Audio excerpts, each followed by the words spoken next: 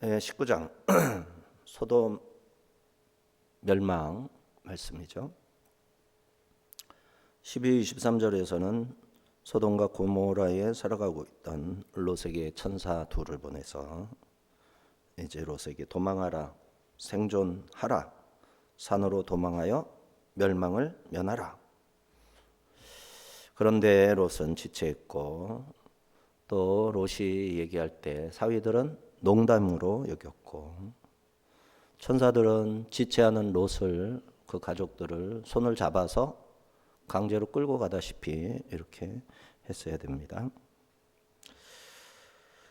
자, 그들의 연약한 믿음, 지체함 다 덮어서 구원을 베푸신 것이죠. 성 밖으로 나간 롯이 산꼭대기로 올라가라는 말에 늙었으니까 올라가다가 멸망하는 자가 자신을 쫓아오면 피할 길이 없을 것이다. 이제 멸망하는 자가 이제 출애굽 사건에서도 멸망의 천사가 집집마다 다니면서 문설주 임방에 피가 없으면 들어가서 장자들을 죽였잖아요. 근데 소돔은 이제 위에서 그 내려가지고 멸망하지만 이 롯이 생각할 때는 하나님이 보낸 멸망의 사자들이 와서 전부 다 이제 죽일 것이다 이렇게 생각을 하는 거죠. 산으로 가는데 자기 걸음이 늦으니까 아마도 다 쫓아와서 올라가기도 전에 죽게 될 것이다. 그러니 저 성을 도피성으로 만들어 달라고 부탁을 했고 그걸 들어주셨죠. 자, 12절 14절은 소돔과 고모라의 심판 직전 롯의 가족들을 구원하는 내용. 18장에 중보기도한 아브라함의 기도 응답이죠. 12절 14절입니다. 그 사람들이 롯에게 이르되 이 외에 네게 속한 자가 또 있느냐? 네 사위나 자녀나 성중에 네게 속한 자들을 다 성 밖으로 이끌어내라. 그들에 대한 부르짖음이 여호와 앞에 크므로 여호와께서 이곳을 멸하시려고 우리를 보내셨나니 우리가 멸하리라. 롯이 나가서 그 딸들과 결혼할 사위들에게 말하여 이르기를 여호와께서 이 성을 멸하실 터이니 너희는 일어나 이곳에서 떠나라 하되 그의 사위들은 농담으로 여겼더라. 사위들마저도 농담으로 여기죠. 이 소돔성, 고모라성, 아드마, 스보임, 그 다음에 소알 5개 성읍. 이 성읍들이 이제 저 메소포타미아 네 나라가 연맹을 해가지고 쳐들어왔었잖아요. 그때 이 성읍들인데 이 성읍들이 이제 심판을 받게 되는 과정에서 보면 심판마다 마땅하잖아요. 믿지 않는 자들이었고 죄악은 이 천사들한테 한 행위를 보면 야 이것들은 진짜 못된 놈들이네. 그러니까 심판의 당위성이죠. 하나님의 심판의 당위성. 세상 심판은 너무나도 당연한 거예요.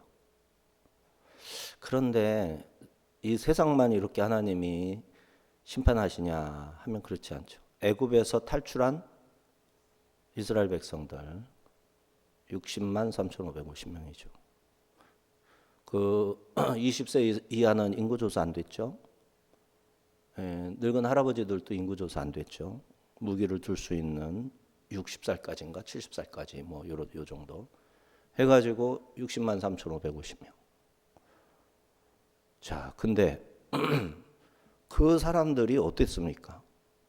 애굽에서 다 믿음으로 나와가지고 구름기둥 불기둥 다 받고 홍해바다 건넜죠. 애굽에서는 10가지 재앙, 여호와의 이심을 알라. 이거 다 경험을 했잖아요. 근데도 애굽으로 돌아가리라 하면서 하나님을 원망하잖아요. 그 사람들 어떻게 됐습니까? 광야에서 다 죽었잖아요. 죽은 이유가 원망 때문에, 불신 때문에. 그러니까 믿는 자들이라고 심판의 대상이 아니냐? 믿는 자들에 대한 심판이 다 있어요. 조금 다르지. 그런데 이런 소돔성이나 고모라 이들에 대한 심판이 이게 너무나도 이게 당연한 일처럼 이렇게 죄가 너무너무 심각했잖아요. 그래서 우리 얘기가 아닌 줄로 생각이 쉽다고요. 우리가 볼 때 우리나라가 그만큼 악할까?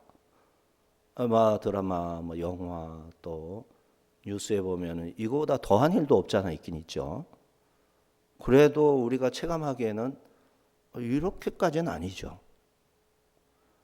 그런데 우리가 체감하는 거와 다르다라는 거예요. 이스라엘 백성들까지도 심판을 당하는데 예수님 당시에 바리새인들은 얼마나 종교 생활을 잘했냐고. 그들의 하나님의 말씀에 대한 그 집착, 그 열심은 인류 역사에서 최고치로 끌어올린 그 시기잖아요. 근데 하나님의 말씀도 하나님의 뜻을 알기 위해서 말씀을 찾은 게 아니라 자기 만족을 위해서 자기 지식의 높이와 깊이가 얼마나 높은지 과시하기 위해서 종교적인 지위에 그야말로 무적의 그 자리, 그 권위 있는 자리를 차지하기 위해서 그렇게 했을 때 그것을 하나님의 말씀으로 말씀을 사모하는 신실한 경건한 그들이 말하는 대로 경건으로 보질 않았죠. 심판하셨단 말이에요. 주 70년 예루살렘이 로마에 의해서 완전히 부서졌단 말이에요. 그러니까 이 심판 이야기는 소돔의 이야기만이 아닌 거예요. 소돔의 이야기를 통해서 주 70년 그 열심히 있는 바리새파, 하시딤, 그리고 기원전 586년의 예루살렘 멸망 때에 그 이사야 시대, 에레미야 시대, 거기는 섞여 있었잖아요. 그런데도 왕들의 범죄로 말미암아 왕들의 범죄를 따라간 백성들의 죄로 말미암아 전부 바벨론에 의해서 멸망당하고 다 끌려갔단 말이에요. 없어졌어. 초토화됐어요. 70년 동안 빈 땅이 되었단 말이에요. 이런 거 다 생각하라는 거예요. 그러면 우리나라 대한민국은 어디에 속할까요? 바리새파만큼 의롭습니까? 이사야, 에레미야 시대만큼 우리가 그렇게 조직적이고 그렇습니까? 소돔과 고모라만큼 덜 악합니까 우리가? 얼마나 흉악무도한데. 옛날에는 교만한 자가 듬성듬성 있는 거예요. 지금은 100이면 100이 다 교만의 자리에 앉았잖아요. 얼마나 교만한데. 자기가 최고의 자리에 앉았지. 우리나라는 교만죄가 장난이 아닙니다. 숨겨진 교만. 하나님 눈에 너무 걸리적거리는 교만. 숨겨진 교만. 주님 가까이까지 갔는데 그 좌석, 그 권좌, 그 교만의 자리를 절대로 포기하지 않는 이런 교회의 형태, 신앙의 형태. 이런 거 생각하면요. 소돔보다 나을 것이 없고요. 주 70년에 유다 사회보다 나을 것이 없고 기원전 586년에 유다보다 나을 것이 없고 그런 거예요. 그리고 중세시대에 로마 카톨릭보다 그다지 나을 것이 없는 거예요. 오직 나은 것은 무엇밖에 없어요. 예수 그리스도. 십자가, 보혈. 그것을 진짜로 믿는 참된 신앙. 그거밖에 없는 거예요. 뭐 좀 낫고 이런 거 아니에요. 그러니까 이 시대도요. 예수님의 피를 내가 진짜로 믿는 게 아니고 예수 그리스도에 대한 감사가 진실성이 없으면 똑같은 거예요. 멸망할 짠 거예요. 지금 당장이냐, 좀 몇십 년 후냐, 내 인생 종치는 날 개인적으로 경험하고 나중에 우주적 종말 때 최후의 그거를 한꺼번에 또 할 거냐. 요 차이일 뿐인 거예요. 똑같은 거예요. 그래서 오늘 본문을 우리가 그런 각도에서 자신에게, 교회에게, 우리 나라에게 적용을 하면서 읽어야 되겠습니다. 오늘 뭐 민주당 발의한 거가 소식 못 들으셨을 것 같은데, 교회 폐쇄법이 이제 발의가 됐잖아요. 이거 통과되는 거는 뭐 거의 확실시. 이거를 막아낼 용감한 사람이 과연 누가 있을까 싶은 거죠. 이번만큼은 또 안 될 수도 있죠. 미국에서 그냥 강하게 압박하니까. 그랬다가는 이 대한민국 진짜 서방의 기독교권에 완전히 도전하는 거니까. 교회에 법원에 이게 뭐라고 그러죠? 이렇게 들어와서 조사하는 거. 이거 영장이 필요 없어요. 행정부에서 그냥 들어가서 다 수색해서 다 뒤집어서 뭐 우리 저 컴퓨터 다 털면 불법 이미지, 불법 동영상, 불법 프로그램 이런 거 싹 다 뒤진 거예요. 그거 다 상정했어요. 교회 아무도 못 막아. 행정부에서 아무 때나 들어와서 다 뒤질 수 있어요. 그리고 목회자들 바로바로 구속해서 끌고 갈 수 있어요. 어떨 때 국가 행정에 반대의 목소리를 냈을 경우. 법이요 얼마나 많은데요. 법이 조례들요. 조례가 무서운 거지. 진짜 무서운 거는 조례. 헌법이 무섭지 않아요. 저 제일 밑에 조례라는 거 있어요. 조례. 이런 경우 이렇게 한다, 저렇게 한다. 뭐 과태료는 얼마다, 이런 거. 과태료가 얼마다, 뭐 어떻게 한다. 며칠간 폐쇄 조치한다. 뭐 이런 거. 이런 건 맨 밑바닥 법이거든요. 근데 이 법이 우리에게는 제일 강력한 거예요. 제일 하위법이 제일 구속력이 강한 거예요. 이 원리가 있어. 법의 원리예요. 그런데 이거를 만들어서 이제 교회를 두드려 잡기 시작. 목사들 다 집어쳐넣기 시작한다는 거예요. 이 법을 누가 제일 좋아할까요? 누가 제일 좋아할 것 같아요? 교회가 제일 좋아하는 거예요. 성도들이 제일 좋아하는 거예요. 목사님이 그냥 성경 설교만 은혜롭게 하지 왜 정치 얘기하냐고 이런 사람들이 대부분이거든요. 고발 조치도 교인들이 하는 거예요. 교인들이. 거기에 이제 동성애자 있고 껄끄럽고 또 과도한 정의감이 문제였는데 지금 과도한 정의감 따위가 교회에 피해를 주고 그러는 것보다도 여러 가지 개인의 성향, 이 법이 그렇게 만들어져 있기 때문에 그걸 조장하기 때문에 이렇게 해서 교회를 무력화시키고 막 갔다. 그리고 재산을 몰수해요. 교회 재산을 몰수할 수 있는 법. 그런데 교회 재산이 아니라 목회자의 재산, 그리고 그 자녀의 재산, 목사와 그 자녀의 재산까지 몰수한다. 이런 법을 만들었어요. 신통방통이죠. 이게 하나님의 뜻이 아니겠어요, 이게? 하나님이 교회에 대한 심판으로 행하시는 거지. 이런 아이디어가 하나님 허락 없이 이게 가능하겠어요? 근데 이걸 모른다니까, 이거를 목회자들이. 심각성을. 성도들이 이 심각성을 몰라. 왜 하나님이 이런 일을 이게 허용하는가?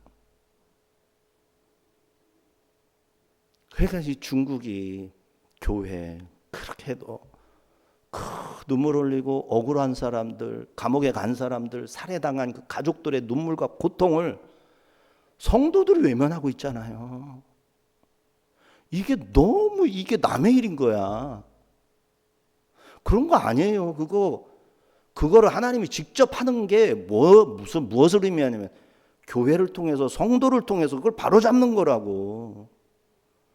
그게 하나님이 하시는 거라고. 교회가 이걸 안 하잖아요. 거부하잖아요. 세상에 이렇게 막 혼란으로 가득 차도 교회가 책임을 느끼질 않잖아요. 성도들이 거기에 대해서 슬금슬금 피해서 뒷걸음질하면 그게 잘하는 걸 줄 알잖아요. 이런 신앙 없어요. 그걸 신앙이라고 생각하잖아. 그게 어떻게 신앙이에요? 불신앙이지. 나만 혼자 잘 믿는다는 게 어떻게 기독교에서 그게 가능한 게 아니라고. 근데 그게 잘 믿는 거라고 한다니까, 이구동성으로. 그래서 정치적인 언급을 한마디라도 하면 잡혀가고, 재산 몰수하고, 교회 폐쇄하고. 예배 못 드리게 하진 않겠죠. 뭐하러 그렇게 힘들게 해. 예배 못 드리게 하면은 모든 기독교가 들고 일어나서 그냥 저놈 어떤 놈이하고 들고 일어날 텐데. 사탄이 그렇게 머리가 나쁜가? 그렇게 안 해. 속으로 좋아하는 사람들이 있게끔 해서 살금살금 만들어가는 거라고. 성도들이 제일 좋아하지. 목사가 신경 거스르는 말 절대 안 할 테니까. 그렇잖아요. 목사님 아들 알잖아요. 옥하는 목사 아들 옥정 누구더라? 옥하는 목사님 그런 거에 대해서 반발하고 아들들이 다 그렇게 하잖아요. 자식들이 그러는 거고 교회가 그러는, 성도들이 그러는 거고 중직자가 그러는 거고. 이게 우리 한국교회의 현실이라는 것을 간과를 하고 있다. 그것은 하나님이 보실 때 쓸모없는 교회로 전락하고 있는 것이기 때문에 존재의 필요성을 느끼지 못하는 상태. 정신 차려서 그래도 하나님의 마음과 뜻을 이해하는 성도 만들고 교회 만들기 위해서는 이거 어떻게 해야 된다. 어떻게? 소돔과 고모라 창세기 19장을 읽어봐라. 이런 거예요. 이게 우리가 받아야 할 메시지란 말이죠. 자, 롯은 딸들과 결혼할 사위들을 찾아다니면서 떠나야 된다. 농담으로 여겼습니다. 노아의 때와 다를 바 없습니다. 노아가 120년 동안 홍수 심판을 예고했지만 다 조롱했을 뿐이고 하나님께서는 노아 가족 외에 모든 사람들을 물로 심판했습니다. 또 도시와 문명화의 에너지로 하나님을 대적하려 했던 바벨탑 사건. 이게 홍수 후에 약 100년, 길게 보면 200년인데 우리 계산해 보면 100년 나옵니다. 니므롯이 이제 뭐 한 40살, 30살 됐을 때쯤인가. 막 어마어마하게 사람들을 선동해가지고 바벨탑을 쌓았어요. 세력을 얻어가지고 뭘 했겠어요? 자기한테 복종시키는 거지. 나의 생각과 내 뜻을 가로막는 자 있으면 가차없이 그냥 죽이는 거지 뭐. 가차없이 죽이는 거지. 무서워서 사람들이 거기를 따르다 보니까 똑같은 놈들이 다 되는 거지. 남자든 여자든 노소를 막론하고 나이가 있든 어리든 간에 그게 맞는 건 줄 알고 따라가는 거예요. 왜? 법도 없고 모델도 없고 하다못해 삼강오륜이 있겠어요 그때? 삼강오륜이라도 있어요. 차라리 부처님이 나무관세음보살 이거라도 있어야지. 윤회라도 가르쳐가지고 그거 어떻게 되는지 알아? 죽으면 다음 세상에 뭐 겁이라도 주는 게 있어야지. 그때는 그런 것도 없잖아. 노아 할아버지 세 아들이 자손을 퍼뜨리기 시작한데 100년도 안 됐는데 뭐가 있었겠어? 무슨 불교가 있었겠어? 조로아스터교가 있었겠어? 유교가 있었겠어? 무슨 위대한 스승이 있겠어? 무슨 전례가 없잖아. 그러니까 센 놈 니므롯이 나와가지고 이렇게 하면 다 따라하는 거예요. 이게 개척이잖아요. 이 개척교회 목사가 그래서 센 거잖아요.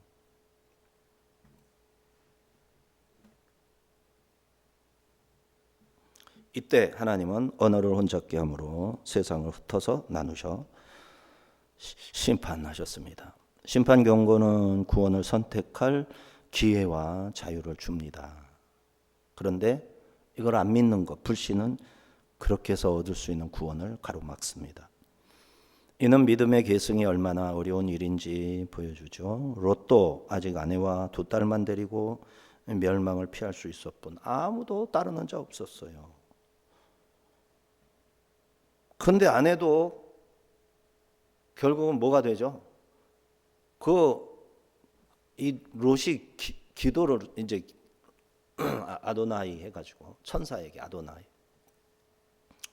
산으로 올라가다가는 그 산꼭대기 올라가기도 전에 뒤쫓아오는 죽음의 사자한테 잡혀가지고 죽고 말 겁니다. 그러니 저 가까운 소알성 작으니까 벨라성이었죠. 벨라성에 들어가서 거기에 피해 있으면 어떻겠습니까? 그렇게 하라고. 근데 그거를 산으로 올라가라는 얘기만 한 게 아니잖아요. 들에 머물지 말고 돌아보지 말고 멸망을 피하라 그랬죠. 그러면 들에 머물지 말고 계속 가야 되는 것이고 뒤돌아서 소돔성을 쳐다보면 안 되는 거죠. 요 두 가지는 그대로 있고 뭐만 바꾼 거예요? 산꼭대기로 가는 거를 작은 성으로 들어가는 거. 요거만 바꿨어. 뭐는 해야 되는 거예요? 들에 머물지 말아라. 그 다음에 뒤돌아보지 말아라. 요거는 해야 되는데 롯하고 이제 두 딸은 이제 귀가 좀 잘 들렸는지 그냥 그대로 했어요. 근데 이 할머니는 귀가 좀 어두웠는지 그게 생각이 안 났는지 아니면 너무너무 아까운 게 너무너무 많아가지고 미련 때문인지 뒤돌아보다가 소금기둥이 된 거죠.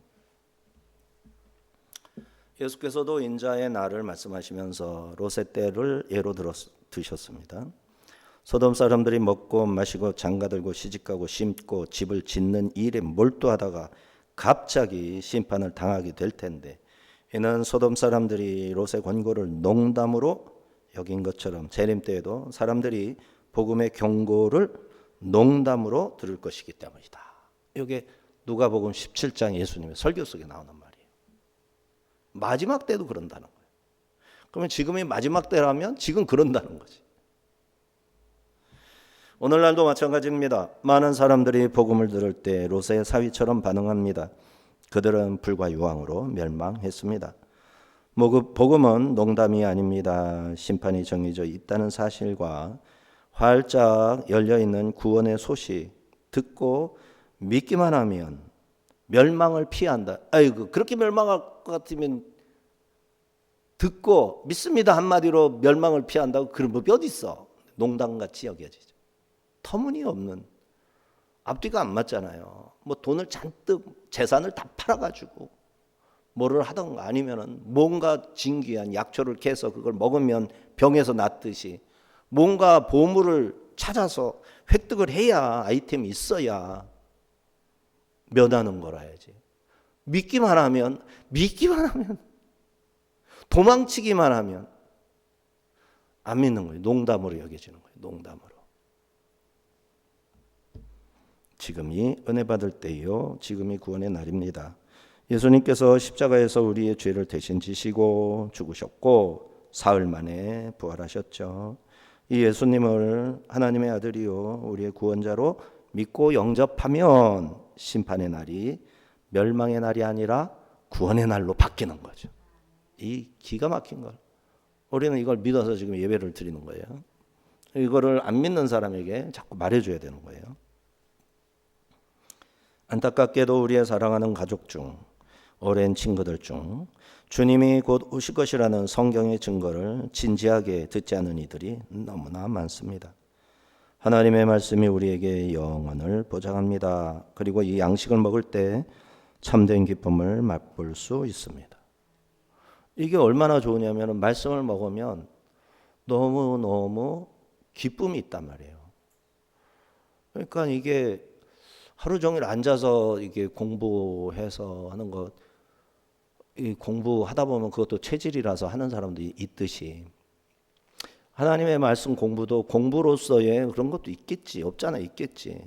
근데 그것만이 아니잖아요. 영의 양식이잖아. 진리를 깨닫는 거잖아요.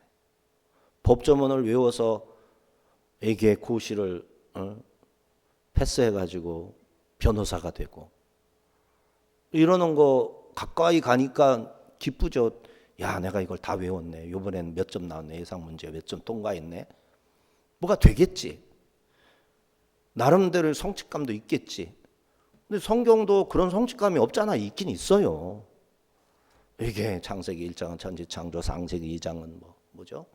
에덴 동산, 3장은 타락, 창세기 4장은 가인과 아벨, 창세기 5장은 아담의 족보, 창세기 6장은 뭐죠? 노아 홍수 예고인가? 창세기 7장 홍수 8장 아라랏산 9장 무지개 10장 노아의 족보. 이렇게 외워가면 그 외운 맛도 있지.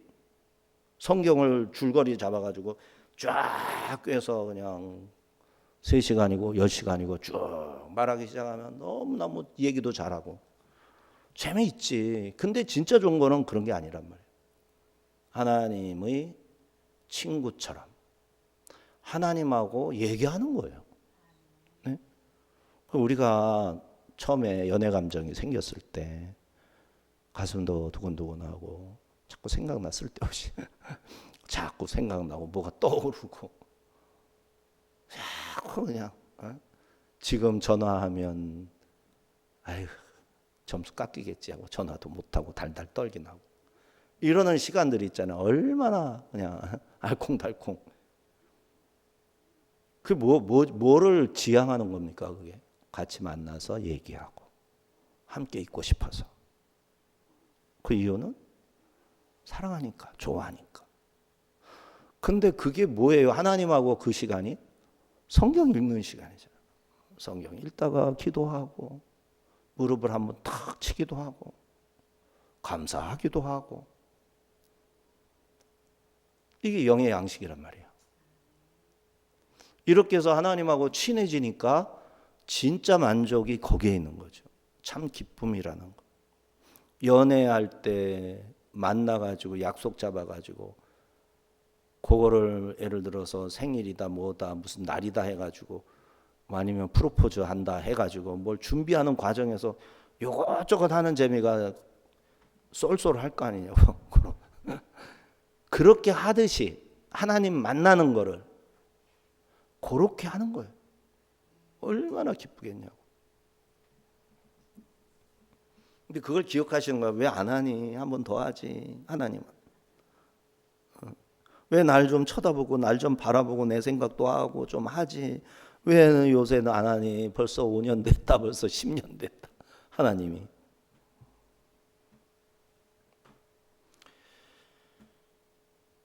하나님의 말씀이 우리에게 영원을 보장합니다. 소돔성의 쾌락은 당장의 만족으로 유혹하지만 심판날이 되면 다 사라지고 없어질 것들입니다. 자, 이제 15, 17절. 동틀 때 천사가 롯을 재촉하여 이르되 일어나 여기 있는 내 아내와 두 딸을 이끌어내라. 이 성의 죄악 중에 함께 멸망할까 하노라. 그러나 롯이 지체하매 그 사람들이 롯의 손과 그 아내의 손과 두 딸의 손을 잡아 인도하여 성 밖에 두니 여호와께서 그에게 자비를 더하심이었더라. 그 사람들이 그들을 밖으로 이끌어낸 후에 이르되 도망하여 생명을 보존하라. 돌아보거나 들에 머물지 말고 산으로 도망하여 멸망함을 면하라. 자, 밤새도록 다니면서 여보게 같이 도망가야 되네. 사위한테. 친구들에게도. 친구들이 뭐 몇 명 그래도 있었겠지. 얘기하러 다닌 거예요. 그런데 이제 나가자 해서 나갔고 동이 틀 무렵에 이제 소알성으로 들어가게 되잖아요. 여기 뭐 조금 잘못된 것 같아요. 롯과 함께 대피할 만한 사람 롯의 아내와 두 딸뿐이었습니다. 롯은 한 사람이라도 나타나겠지. 이러면은 지체가 이유 있는 지체가 저희 뜸들이는 거 지체가 되겠지. 세상에 그렇게 부패했을지라도 그럭저럭 적응해서 살아가는 사람들에게 여기서 떠나자. 더 불안한 거지. 지금 있는 데서 적응해가지고 잘 사는데 여기가 안전하지. 롯도 조금 그런 게 있고요. 하나님의 심판이 눈앞에 다가온 것을 깨닫지 못하고 뜸들이고 지체했던 겁니다. 참을성 있게 기다려주던 천사들이 어느 순간부터 더 이상 지체를 허락하지 않습니다. 천사들은 롯의 손과 아내의 손과 두 딸의 손을 잡고 성 밖으로 끌고 나가다시피 했습니다. 롯의 가정을 반드시 구원하라 하나님의 명을 받은 천사들로서는 반드시 그래야 되는 거죠. 아브라함은 하나님께 의인을 악인과 함께 죽이심이 부당하며 의인과 악인을 같이 하심도 부당하니이다. 세상을 심판하시는 이가 정의를 행하실 것이 아니니까. 의인과 악인을 똑같이 보는 거 부당한 겁니다. 법이 재판에서 판사가 무죄 추정의 원칙, 그건 법정의 원칙이 법정의 원칙. 이 땅에서도 딱 잡아가지고 끌고 와서 법정에서 물으면 그거 해당이 되겠죠.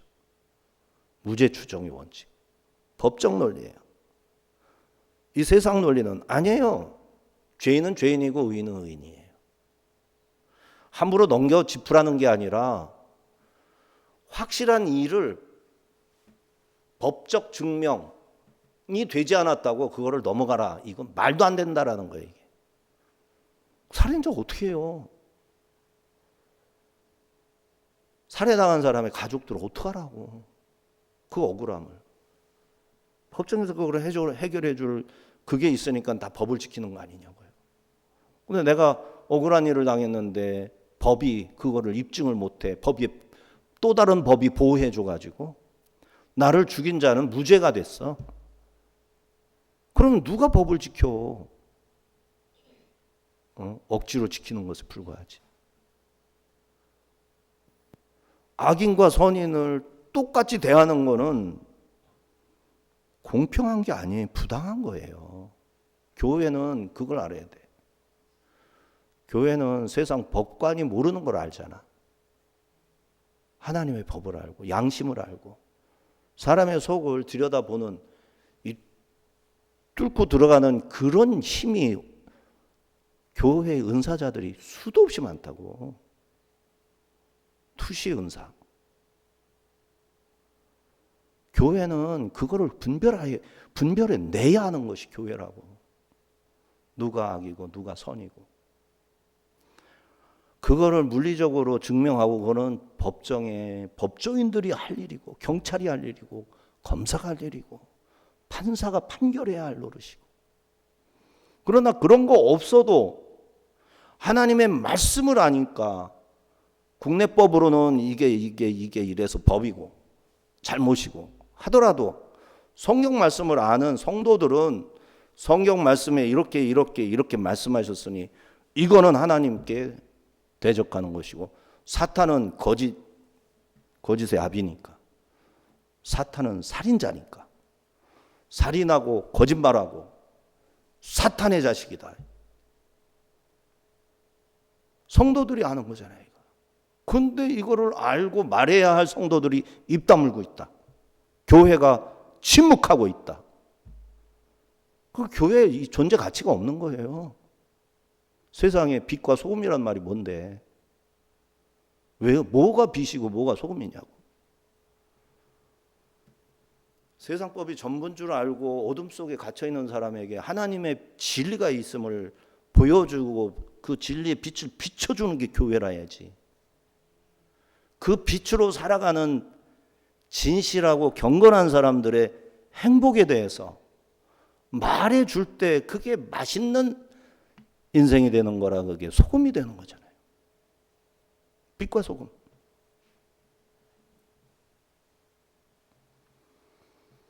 하나님은 아브라함의 간구를 기억하셨기에 롯과 그의 가족들은 구원을 겨우 받을 수 있었습니다. 하나님의 말씀을 붙잡고 깨어있지 않으면 죄의 심각성을 깨닫지 못해서 악한 세상에 동화되고 맙니다. 그렇게 세상에 적응하여 살다 보며 의와 경건에 대한 감각이 무뎌져서 지체하지 말고 떠나라 하시는 성령의 음성을 못 듣게 되는 거예요. 거부하게 되는 거예요. 이와 같은 이유로 천사들은 롯과 그의 가족들을 강제로 손을 잡아가지고 확 납치하듯이 끌고 나갔어요. 하나님이 이렇게 납치 사건이에요. 롯과 롯의 아내 두 딸의 납치 사건. 이거 19장을 그렇게 제목 잡아도 되겠지. 천사의 납치 사건. 그러지 않았으면 어떻게 됐을까? 그 성에서 다 죽는 거지. 그러니까 부모가 내 자식이 지금 금방 해안에 파도가 덮칠 그 순간에 부모라면 자식을 데리고 어떡하겠어? 아무리 거기서 모래장난 하고 싶어도 확 낚아채가지고 산으로 도망쳐야 될 거 아니에요. 천사들은 롯과 그의 가족들에게 도망하여 생명을 보존하라. 돌아보거나 들에 머물지 말고 산으로 도망하여 멸망을 면하라. 다시 들으면 도망하여 생명을 보존하라. 뒤를 돌아보지 말며 들에 머물지 말고 산으로 도망하여 멸망을 면하라. 이는 멸망에서 살아남은 극소수의 사람들만 기억하는 하나님의 명령이죠. 이 명령을 누가 기억해요? 롯하고 두 딸이 기억하는 거지. 세상에서 도망쳐야 합니다. 왜냐하면 하나님의 진노가 거기 쏟아질 것이기 때문입니다. 세상에 대한 미련을 청산해야 합니다. 이는 내가 바라보고 달려가야 할 목표가 이 세상에 있는 것이 아니라 하나님이 위에다가 마련해 놓으신 영원한 나라에 우리의 목표가 거기에 있기 때문에 여기에 있는 것을 버려야 그쪽으로 뛰어갈 수 있지. 출발점을 뒤로 하고 달려가야 이 이게 이 끈을 탁 헤치면서 잘했다 면류관을 탁 쓰고 금메달 따는 거지. 그런데 그 선을 안 떠나고 있으면은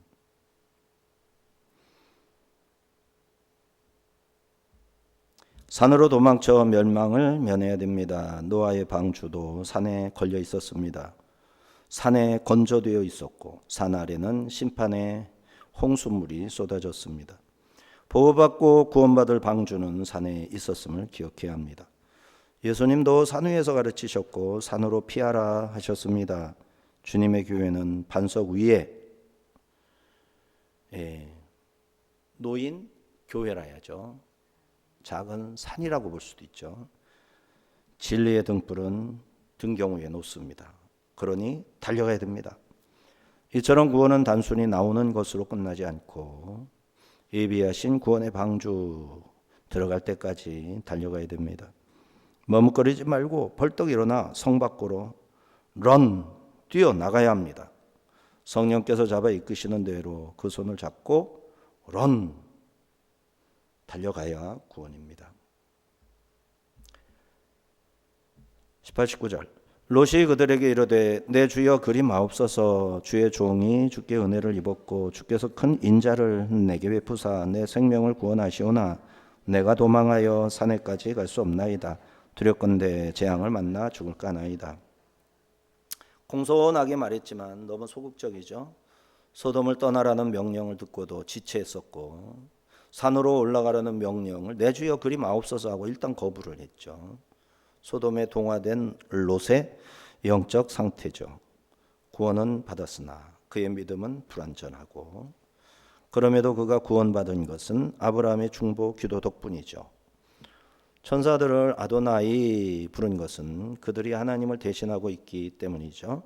종이 주께 은혜를 받았고 주께서 큰 은혜와 인자를 내게 베푸사 내 생명을 구원하셨나이다 라고 고백했지만 곧바로 말하기를 내가 도망할 산에 이르기 전에 재앙이 내게 미쳐 죽을까 두려워하나이다.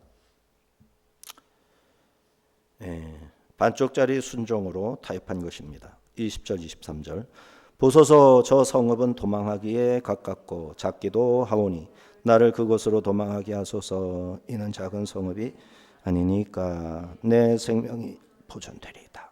그가 그에게 이르되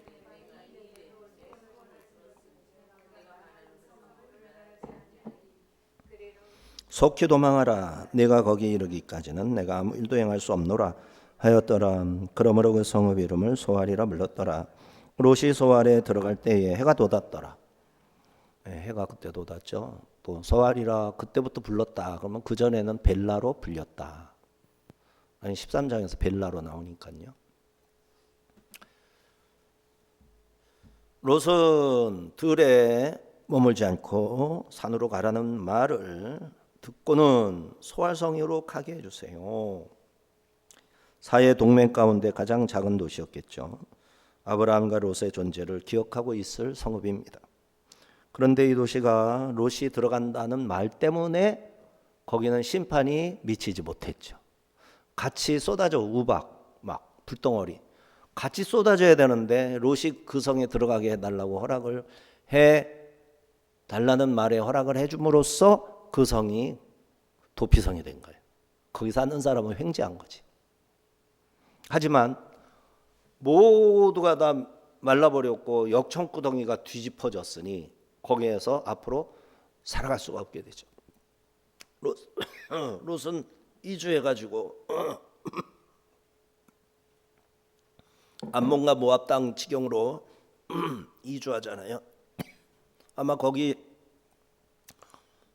지금의 그 사해는 거기 사람 살 곳이 잘 못 되거든요. 엔게디 공원이 바로 위에 있지만은 그 밑에 이제 뭐라 그러죠? 그 키부츠가 몇 군데 있어요. 근데 그거는 나중에 이제 건설한 키부츠예요. 그 당시는 사람이 살 곳이 못 되죠. 그렇게 변해서 아마 다 떠나게 됐을 거예요. 천사가 롯에게 내가 내 소원을 들어 네가 말한 그 성읍 멸하지 아니하리니 그리로 얼른 도망가라. 거기 도착할 때까지 내가 아무 일도 할 수 없노라. 그래서 막 갔더니 해가 돋았어요. 해가 돋는 걸 보고 천사들이 드디어 심판을 행하기 시작했죠. 하늘을 갖춰도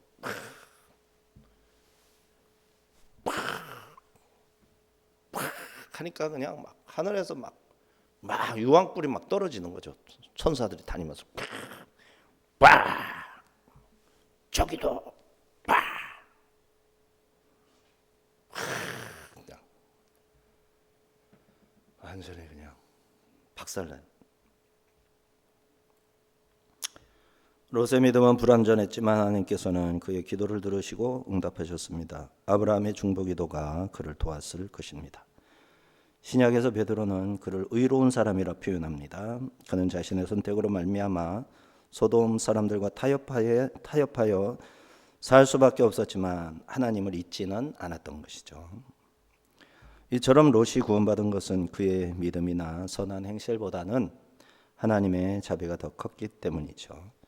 하나님의 넘치는 자비가 없다면 이 땅 누구라도 하나님의 심판을 피할 자 없을 겁니다.